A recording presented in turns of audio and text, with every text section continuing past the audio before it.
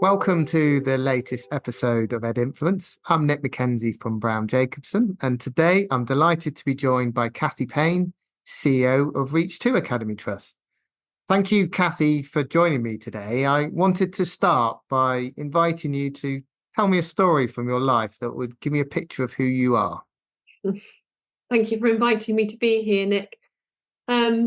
So I've wanted to work with children for a really long time. And there is a story, interestingly, that connects to what I've gone on to do with my life, which is to be responsible for more and more children of primary age as I've gone through my career. And it goes back actually to when I was at primary school. We moved from the south of England to rural Lincolnshire in the late 70s, early 80s. And I was in an assembly in my new primary school when I came into the school when I was in year 6. And it was a particularly sort of one of those kind of fussy mornings where there was a lot of chit chat going on as the classes all filed in, and we weren't being quiet enough for the head teacher's liking. And he really did shout a lot. I can remember him being a big shouter, when he was shouting about trying to get everybody to quieten down. And the school was not very responsive. I was quite timid, well-behaved child. I came from a really sort of happy and quite well-functioning family. So, if I was told to be quiet, I generally was. But there wasn't the sort of response he was looking for. So he kind of seized out of the front row of amongst the youngest children in the school. This boy that I remember came from quite a poor family in the village. He was one of about 5 siblings. And it was the days before school uniform was compulsory. So there wasn't like equity in what people were wearing. He looked a bit dishevelled. And I don't know whether he was being particularly noisy on that day or whether he was just singled out because he was vulnerable. But I can remember the head teacher grabbing him out of the line, and I'd never seen anything like this in my previous school. And he started to wallop this child on the backside, and he was sort of swinging by his collar as he was held by the head teacher with one hand and walloped with the other hand. And clearly this wasn't uncommon, because what my class of year 6s started to do was they started to count quietly as the boy was walloped. So I could just hear this 1, 2, 3, and it got to 27. And I could feel myself nearly bursting with the sort of, I felt humiliation that I was keeping quiet. My cheeks were burning. I just wanted to shout for it to stop. I'd never seen anything like it.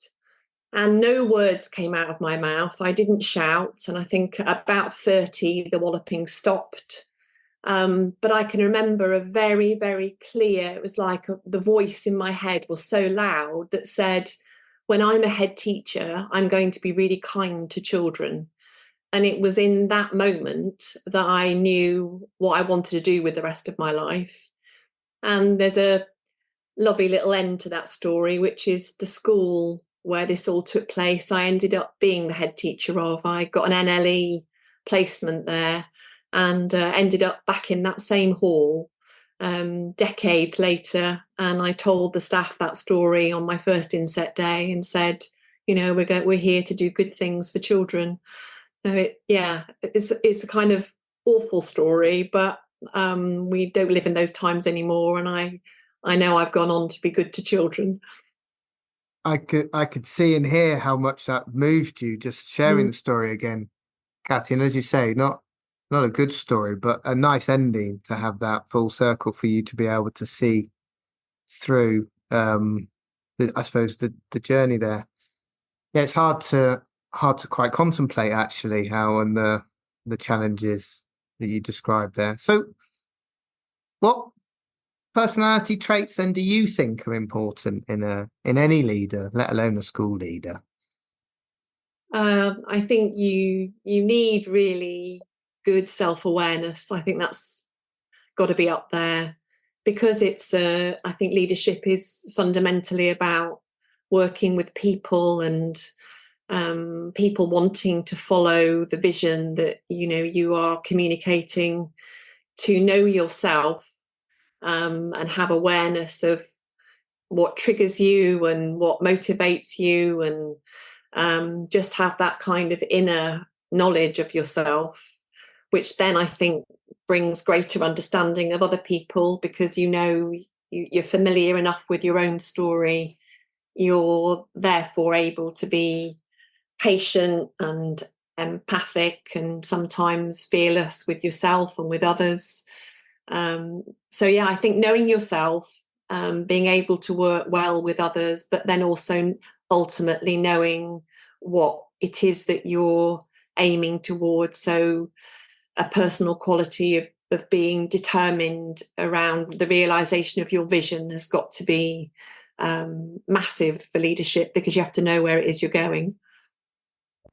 I really like the knowing yourself observation, but it's quite difficult, isn't it, to know yourself? There's something like that, and you need some road under the Mm-hmm. belt a bit. And I suppose there's a confidence as well that you can perhaps call out and know yourself more as you're a more confident leader. Would you mind sharing from a personal perspective what you've learned Mm-hmm. about yourself through your career?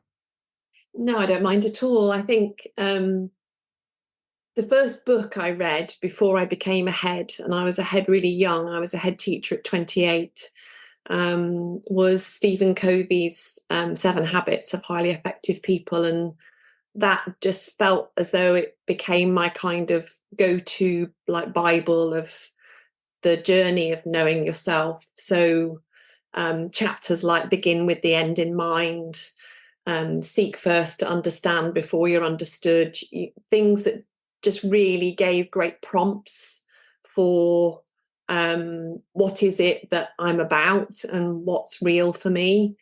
And I think reading that book, as I did for many years, every single summer holiday, so that I was refocused in the autumn term for going into it with that. My feet are on the ground and I know what I'm about.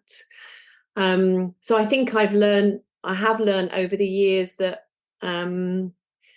it sounds a bit trite, but treating other people the way that you would want your own nearest and dearest to be treated feels central, I suppose, to how I've tried to lead. And that chapter on seek first to understand, I think about that every day when you want to try to get a message across, or you're having a challenging conversation with somebody, beginning with, if I can truly understand how you see this issue or how you see the world around this topic that we're talking about, if I can get under the skin and articulate in words that you would use, then I can start to hope to be understood. I think that has been, whether that's been working as a head with a parent who was presenting with things that were difficult, or working with a member of staff who think maybe there was stuff going on that was less than ideal. And I think about that now because people lean in more if they think you've taken the trouble to try and understand them, first of all. So I think that whole, I call it in REAch2, we talk about making it personal. So what would we say about this topic if these children were ours, our nieces and nephews, our next door neighbours' children, our own children? What would we say then? And if you make it personal, something about your heart beating a little bit faster and seeing things from the inside out, I've felt over the years that I've made the best decisions that I could make when I've thought about this person being, well, it could be my sister, or it could be my nephew. It just feels like the right way to lead ethically. Could you say a bit more about how that works practically on the ground in your organisation and making it personal? Because it sounds really interesting. Yeah, I came back from when the general election was announced, and we'd had our pupil parliament in REAch2. We've kindly been hosted at the House of Commons for the last few years, and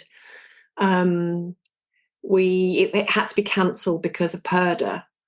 And the team did what the team you would usually do in a national organisation, where you're trying to make things work financially and logistically, and said, well, we'll host it on Zoom. We'll have the children attend from across the country to a remote version of our pupil parliament. And I said, well, if these were your children, if these were my children, what would we want someone to do? Because these are year sixes, and some of them have never been to London before, and they think they're coming to London, and they think they're doing pupil parliament at the House of Commons, and they think they're going on a riverboat cruise afterwards, and we're actually going to cancel all of that. And then there's 2 children from each of our clusters come, so it's not gigantic numbers. But so I said, so there's going to be 20-25 children who just now aren't coming to London because of a general election. I feel like that's more reason to come to London, because they will understand more about their voice and about becoming statespeople of the future and about democracy. There's more reason. So, to cut long story short, we hosted it in one of our London schools. They did do their trip around the capital in the afternoon. So I don't want to sound like I've got some sort of saviour thing going on for people, but it's just those little big things that, if you can think, well, if this child was mine, and then they come home saying our London trip's cancelled, I don't know, let's not disappoint children if we can avoid it. I think it's interesting to the pace and the complexity that your organisation and the sector runs. That means it can be tempting as a leader to do what's expedient rather than what you know is right. So I think it's interesting to talk about that, because I think that is a challenge we probably all recognise we get faced with, and sometimes you might be tempted just to do the expedient thing. Yeah. But Yeah. clearly there was a temptation there, but actually it didn't happen. So you've talked a little bit about becoming a leader quite young. So in my mind, you hit the ground running as a leader, Cathie. I don't know whether it's the same school as the one from your assembly, which it was it? So that was in special measures, I believe, when you took it over. I was curious, how's that shaped you as a leader? Yeah, so it wasn't the same school. This was much later on, when I became an NLE and I was deployed there. But it was on the back, I guess, of having done some school turnarounds.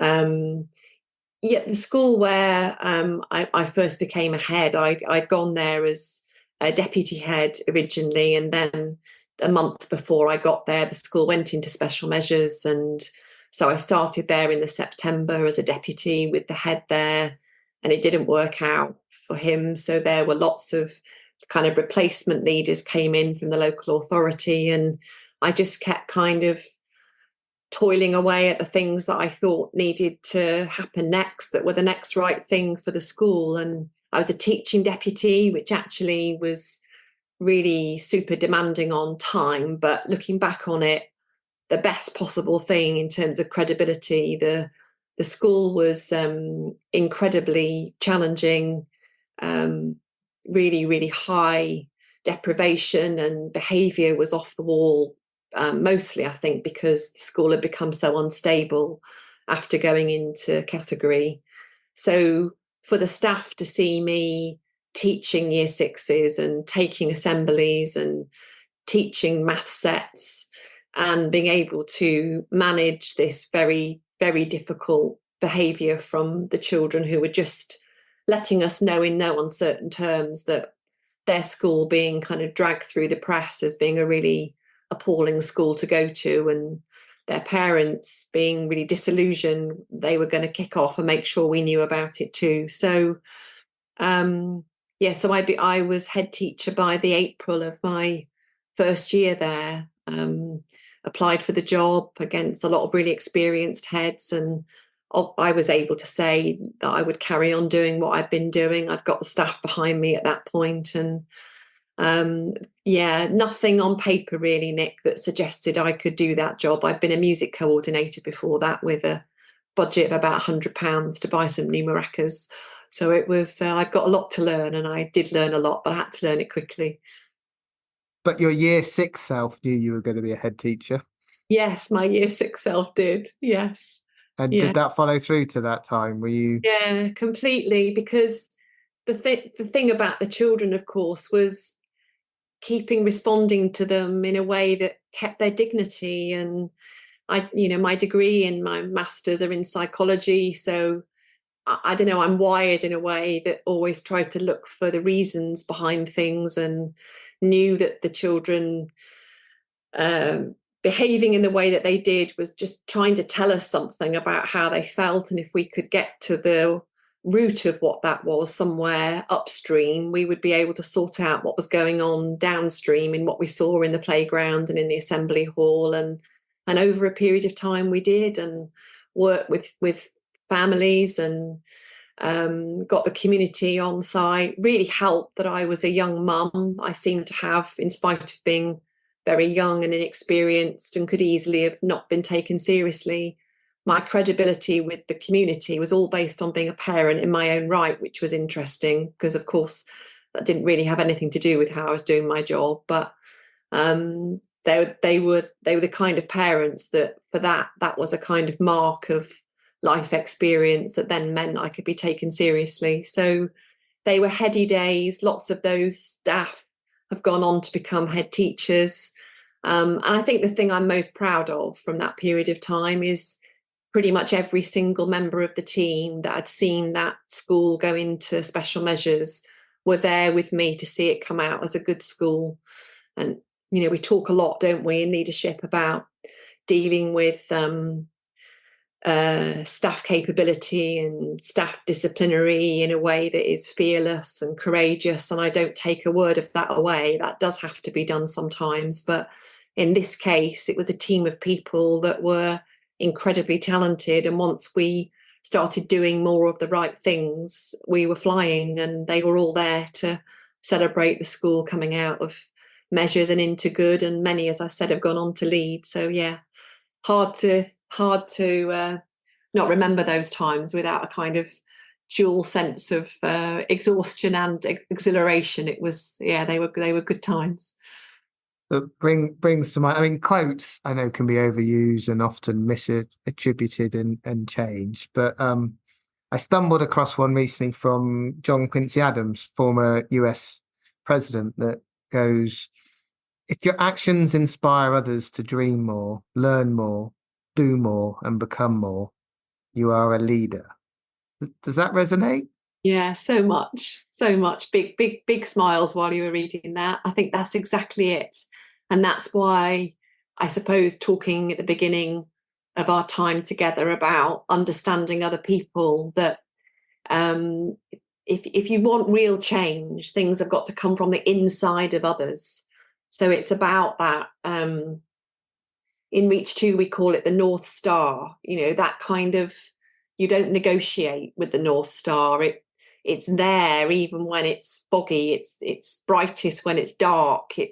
You can't argue with what it's saying about where the right direction lies. And if you can help, if somehow as a leader, if you can align people to the sense that this is not my North Star, it's ours, and that sort of shine in other people when you're out of the room. So they are then, as you say in your quote, inspired to do the right thing. You have to have that as a head teacher, because you're not in every classroom. You're not there for every conversation. You can't be making every decision.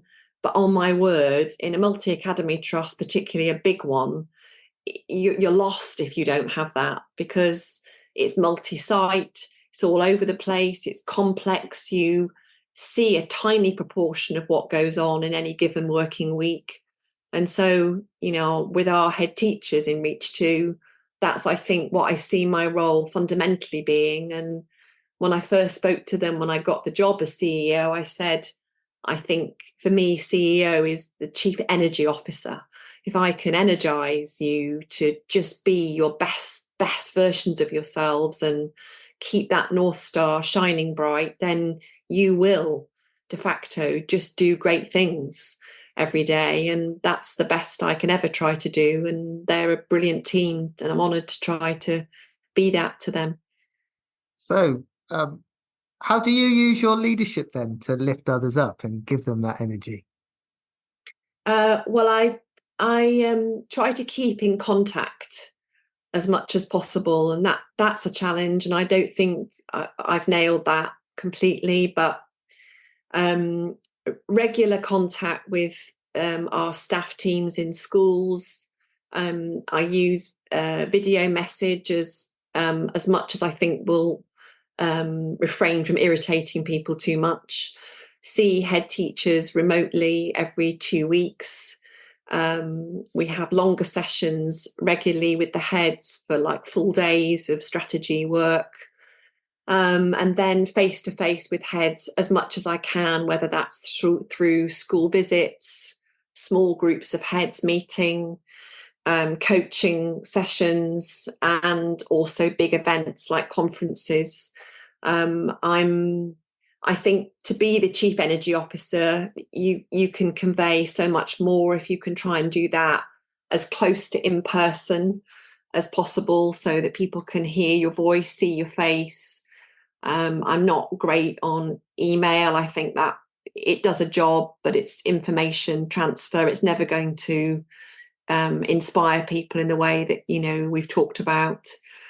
So, and also the people that are appointed to work with those head teachers within our central team, they do great work. This is not all about me. It's about me leading the team of executives that I work with, all of whom are phenomenal at their jobs, much better at what they do than I could do.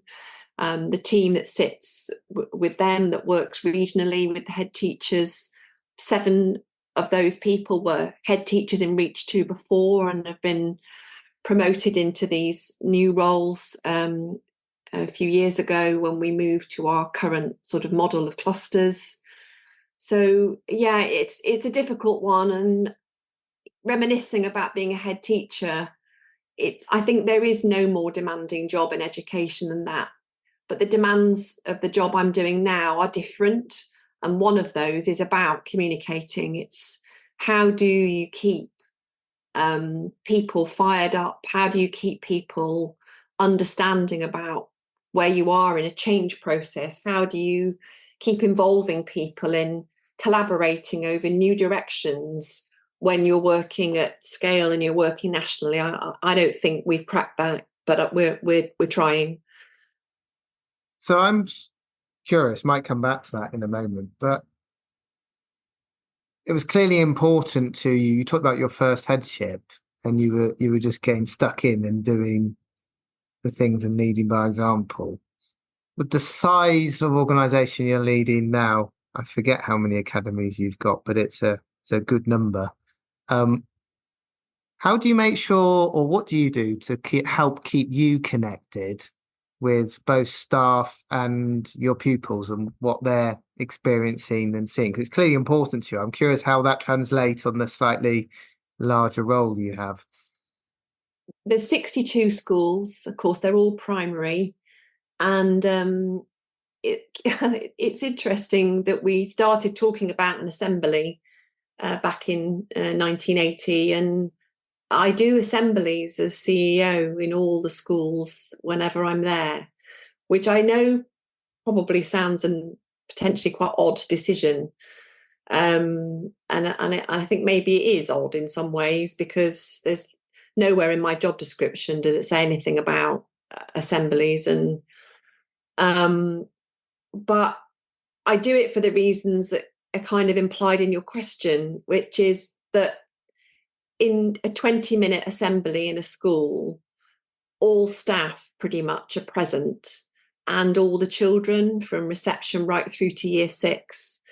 And I usually I just did a series of assemblies on the Olympics, and particularly about the refugee team, what it means to be a refugee, and the importance of supporting the refugee team in the Olympics, as well as Team GB and teams from their own home countries for our children. But mostly I choose one of our REAch2 values that we call touchstones. So I'll do an assembly about inspiration or assembly about responsibility. And so I do that because I think then I'm speaking directly to the early careers teachers who are sitting in the hall about, and I look the staff directly in the face as well as the children, and talk about inspiration being, our definition of that is to see the power of the possible. And so I look at them and I say, so what you're going to do today when you get back to your classrooms, never doubt that you are seeing the power of the possible, because you're seeing the change that can happen because of what it is that you do. And then I say to the children, and because of this story we've just talked about, this person was just a child like you once, and then she thought about this, and then he decided this, and so your futures. So I try to make it as inspiring as I can. And so for 20 minutes, I feel like I get a big bang for my buck in a way that I can't go around all the classrooms interrupting their lessons. No teacher wants to listen to me waffling on when they're trying to mark books at lunchtime, so it just feels like a good way of talking to everybody. And that's why I've kept on doing it. I think that's so fascinating, and suppose it was so important in your story. Shows the part I read probably at some point over the last year, an interesting book by I think it's Prior Parker, The Art of Gathering. I think sometimes it's easy in a busy world to forget that if you think purposefully about why you're coming together and how you construct that space, it can be incredibly impactful. But equally, I think we just rush through and just go through the motions of gathering sometimes as well. It's a missed opportunity. It's also useful as a kind of temperature check of how the school feels, because of course I don't immediately start to speak when the first child walks in the hall. So I watch the children come in, I watch their levels of engagement as they're walking into the hall. I look at the way behaviour is managed. It's a good temperature check of culture. I look at the faces of the staff, and you're reading there, I'm all in here, I'm looking like I've got skin in the game, I'm engaged. And sometimes when things have not been going well in our schools, I'm looking at dejected people who look like they're there in body only, children who were struggling as they come into the hall, to be the lack of support perhaps for some of the children that most need it, general bad behaviour. And that's not my primary reason for being there, but it is a good way of me seeing what it feels like to be at that school day to day. So I think I get something from it as well. And luckily now, so many years on from the trust being founded, that is 99% of the time positive. But there have been times over the last 12 years where it's given me reason to think all is not well here. So, as a chief energy officer, you're also a human being. Where do you go to get energy when you need an energy boost? Or how do you go about finding that energy? I get energy from being around people. So the very things that I talk about giving energy to and trying to convey energy, I get back. So our head teachers conference, which is only twice a year, is massive for me in terms of I'm kind of on a high for 2 weeks after that, because I've seen everybody, been with everybody, have got the feedback from everybody about how they are. So work-wise, it is about being with people, and I'm not great as a remote worker. If I have days working from home, don't get me wrong, sometimes if it's been a really busy week, it's a relief to not get on a train. But I also can feel like my mood becomes low if I go more than 2 or 3 days at a time without being out and about. I can feel my energy being depleted. Personally, I'm a real fanatical runner. Not massive distances and increasingly not very fast, but I do a lot over a period of a month. I'll run most days. So get up early, I'm out early before the world sort of starts moving, and listen to great music while I run, sometimes just listen to the sounds around me. And that usually brings a kind of mood high that takes me a good way through the day and leaves me feeling, even though you've spent energy in the run, you just feel terrific. It's all the myths are true in my experience of running. I've been a runner for 10 years, and it's my worst nightmare of myself would be me without running. What got you into running? Honestly, big weight loss program in my late 30s, which I then, having done a sort of gigantic effort around dieting, then realised that in order to not gain the weight back again, I needed to find something that burnt calories. So I just Googled what's the best sport to do if you want to burn calories, and surprise, surprise, running came up. And at that point, I couldn't have run further than about 10 meters. I was not fit. So I did the Couch to 5K, and then did 10Ks and then half marathons, did the London Marathon 3 years ago. But I'm pretty much now a 5K, 10K girl. I don't feel the need to do long distances so much now. But yeah, it's been an incredible gift to me, and something I do wherever I go. If I'm traveling or with family, if I can find someone to run with me, that's even better because I can chat and run. I think it's interesting talking to people how what they do, I suppose, for themselves, and on top of the health benefits and the mood benefits of exercise. I think it's quite interesting where if people do it irregularly, is that signing that it is worth investing time looking after yourself as well is actually quite a good thing to do. Well, it's that seventh habit of Stephen Covey's, which is around sharpening the saw. And, we can go through life, can't we, being very busy with a saw that is, increasingly blunt, and think that it's indulgent or unnecessary to step away and sharpen it. And of course, we know that the opposite's true. So, having read that chapter at such a crucial age of my life, actually, not just leadership journey, but my life, and going on to have, children and now grandchildren, it's not indulgent, it's not selfish. I know I'm a nicer person to be around if I've done a couple of things that feel like they're more for me, and keeping that saw sharp, and try and encourage people with my team. It is a sort of world, particularly if you are home based and work remotely.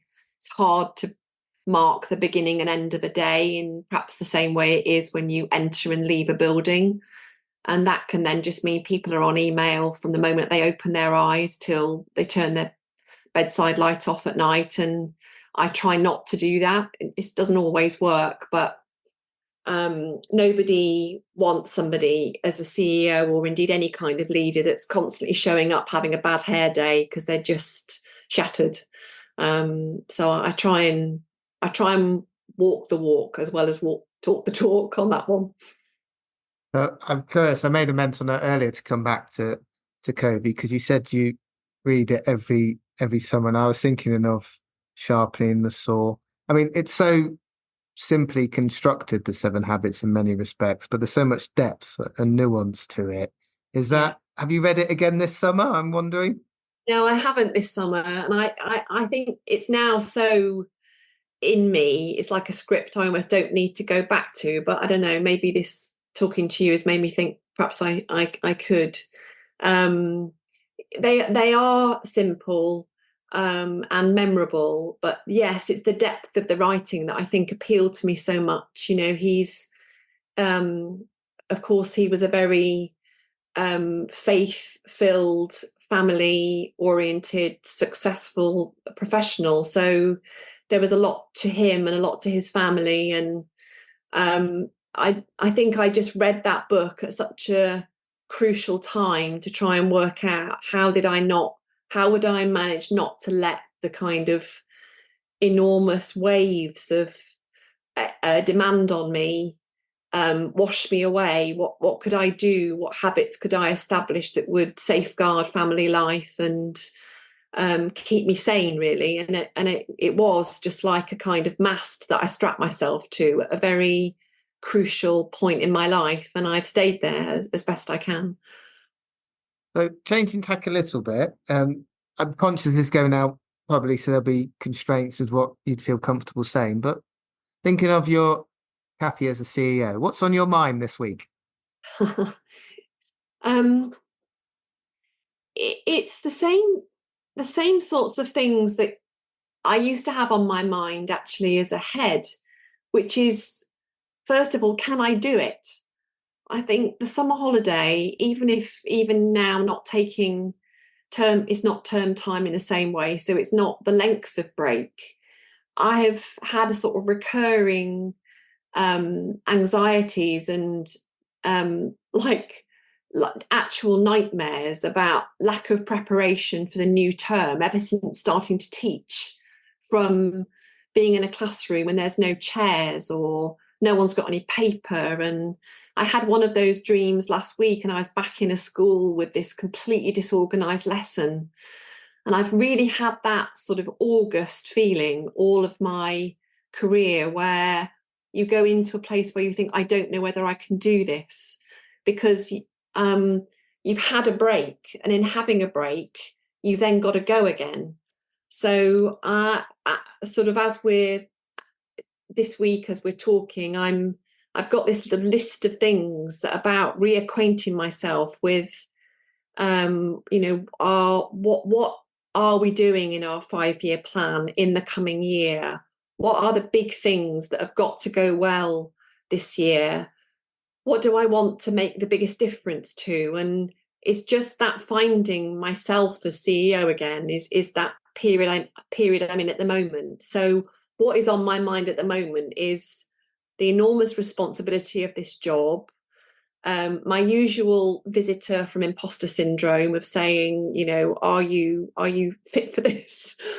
And knowing that the way I overcome that is just by pushing through, reacquainting myself, reading, connecting with people, so that by the time the schools come back at the beginning of September, I will have shaken all of that off and be ready to fire on all cylinders and be the best I can be for the team. That's really fascinating. Sounds like you know yourself quite well, going back to where we were earlier in the Yeah, try conversation. to. We're coming towards the end of our time together, so probably just time for a few more questions. But I'm interested, it must be a busy role and lots going on with over 60 academies. How do you make time to think? I actually diary it. I didn't used to in the early days of REAch2. It was before we had the established team, just here, there, and everywhere, rushing around, doing the work, not spending enough time thinking about the work. Now I will put whole days aside that says desk time, strategic thinking, and I'll have a list of things I want to read. I'll have some things I've given myself to think about. I try and go dark for the day as much as I can and don't get drawn into what's landed in an inbox. So I have one of those days set aside, one day every 6 weeks, where I can really properly think. And then I'm also as I get older, increasingly an early bird, like earlier and earlier bird. So particularly in the winter before it gets light and I run, I'll set time aside to read first thing in the morning. I'm at my best then, alert and interested in what's going on. So it's a little and often, as in early mornings, times on trains, I'll always have something put in. I try and travel by train as much as I can, so that the time is not A, stressful, and B, completely wasted. So I'll have podcasts to listen to on the train, on the tube, things to read. So little and often, and then just setting these days aside where I can then try and act on it. So on those days, I'm wondering, what sort of questions do you ask yourself? What sort of things do you think about? So I think about how my immediate team is operating. We did a lot of work when I first got the job 2.5 years ago and set the new executive team up. It was a totally new team. We did a lot of work on Lencioni and what makes an effective team. So I'll spend some time rereading things that I talked to the team about, perhaps in the previous meeting or a few months ago, and then look at how we're operating now and where I need to make the tweaks, the challenges, the changes, look at things that I think are going well. I always ask my team, what is it that I do now that you want me to carry on doing? And that's usually quite easy to do because they tend to be the things that I instinctively do well. But I also ask them, what do I not do enough of that you'd like me to do more of? And they write really open and honest feedback to me, which is what I want. So I'll look at that and then look at how it is that I'm seeking to address that. So, for example, a recurring piece of feedback which suggests that it's not sorted yet is that my team say I'm drawn to big picture thinking and I'm drawn to big projects, and that I don't give enough time or consideration or space for my immediate team to work on the detail of what's actually involved in the execution of something, and that there's then the tendency to move on to the next big thing when we haven't fully embedded something. So I'll deliberately think about something big that we're doing and then try and actively work on considering more of the detail around that and what do I need to be giving time to. Am I rushing people along with this? So I think we're getting better at that, and I've got a team who are much better at that than me. So what I need to do on the days when I spend my time thinking is, if we're going to be doing a big piece of work as we are in the coming year, for example, about oracy, I want to understand oracy and what that means for primary children. So I'll do reading about that myself, but I'll also discipline myself more now than ever to think, well, what would be involved in the rolling out of something as huge as this, rather than perhaps what my less mature self would have done, which would be to go for the flashing lights, big events, in a way the low-hanging fruit, because you can easily do something that goes, kind of whiz bang like a firework night, but then it's about how you sustain that, particularly over a multi-site complex organization. It's so difficult to bring about change when it's everything is dispersed. So yeah, year on year, I'm I don't know, just trying to be the best leader at being better. There's so much in there that I've got other questions coming up, but I think we're running out of time, Cathie. So I'm going to ask one last question, and we started with you revealing, I suppose, a bit more about yourself, and I suspect the last question will do that as well. So I was going to ask you, what dreams do you have for the future of REAch2? It's the North Star, Nick. It's the only dream. And I know as I say it that it is a dream, and I would need to be in the job for another 50 or 100 years probably to see this fully realised in every possible way. But the North Star that I dream of is every school to be a great school.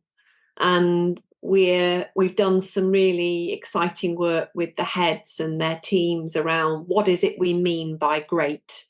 We didn't choose the word outstanding. We didn't choose it for a reason, and that predates any context in which that word has become as charged as it has of late with the sort of single word judgments discussion.